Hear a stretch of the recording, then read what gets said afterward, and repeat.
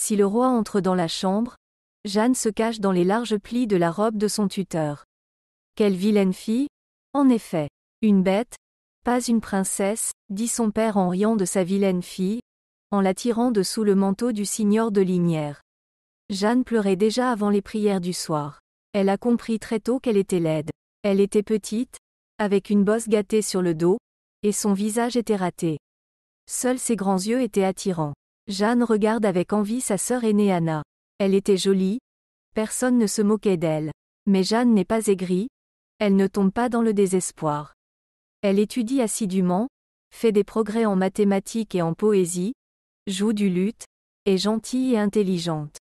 Les éducateurs adorent la princesse laide, regrettant qu'elle n'ait pas eu une goutte de beauté, ce qui signifie que la vie de la fille royale ne sera pas facile. Louis Xi est surnommé le roi des araignées en raison de sa ruse et de sa prudence politique. Sous son règne, une monarchie absolue est instaurée en France. 8 enfants sont nés de sa seconde épouse, Charlotte de Savoie, et seuls 3 d'entre eux ont survécu à l'enfance. Anne, intelligente et rusée, Jeanne, laide, et Charles, de santé fragile. Le roi a souvent regretté qu'Anne ne soit pas née garçon, car elle aurait pu monter sur le trône sans crainte. Et que deviendrait la France à sa mort? Les intrigants de la cour se jetteront comme des cerfs-volants sur son jeune fils, et il est donc nécessaire d'assurer une passation de pouvoir en toute sécurité. Le principal rival du prince est le duc Louis d'Orléans. Arrière-petit-fils du roi Charles V, fils du duc Louis de France, ce jeune homme est fort, en bonne santé et très ambitieux. Le roi décide alors que le meilleur moyen de priver le duc d'Orléans de sa chance d'accéder à la couronne est de le priver de ses héritiers. Le roi araignée mit au point une combinaison astucieuse, marier sa fille laide au duc d'Orléans. La jeune fille a déjà 12 ans et, d'année en année, sa laideur devient de plus en plus évidente. Louis d'Orléans, âgé de 14 ans, pourrait trouver une épouse dans quelques années et renforcer ainsi sa position. Il n'était pas question de laisser faire cela. Un mariage forcé eut lieu. Lorsque Louis donna sa parole à l'autel, il murmura « Je préfère mourir que d'épouser ce bâtard ». Le murmure est si fort que Jeanne entend tout. Elle sait qu'aucun jeune homme ne l'épousera de son plein gré. Elle s'efforce d'être une bonne épouse, entoure son mari de soins et d'affection, mais celui-ci s'efforce de rester le moins possible dans leur maison. Une fois, le roi exprima même son désir de dissoudre le mariage, mais Louis Xi fit clairement savoir qu'il ne le permettrait pas et qu'il ferait mieux de rendre sa fille veuve. En 1483, le roi des araignées meurt. Son héritier Charles vit à peine 13 ans et c'est sa sœur Anne de Beaujeu qui assure la régence.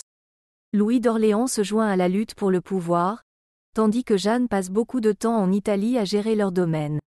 En 1491 a lieu le mariage de Charleville avec Anne de Bretagne, la plus riche héritière de vastes propriétés foncières. Elle ne voulait pas de ce mariage, elle en était même l'otage.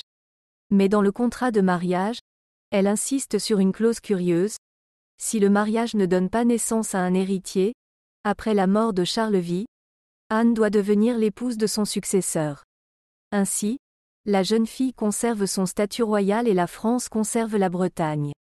Le mariage n'a pas été sans enfant, mais aucun n'a survécu à la petite enfance. En 1498, Charleville meurt en se cognant la tête contre le montant d'une porte basse du château.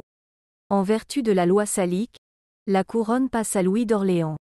Celui-ci est déterminé à épouser la reine Anne, mais il est gêné par le fait qu'il a déjà une femme, la laide Jeanne.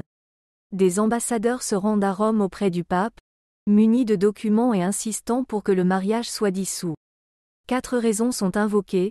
La première, un lien de parenté étroit. Après tout, ils étaient cousins au 3e degré.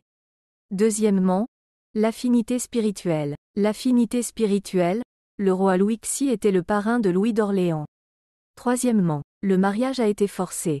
Et la raison la plus importante était l'absence d'enfants dans le mariage.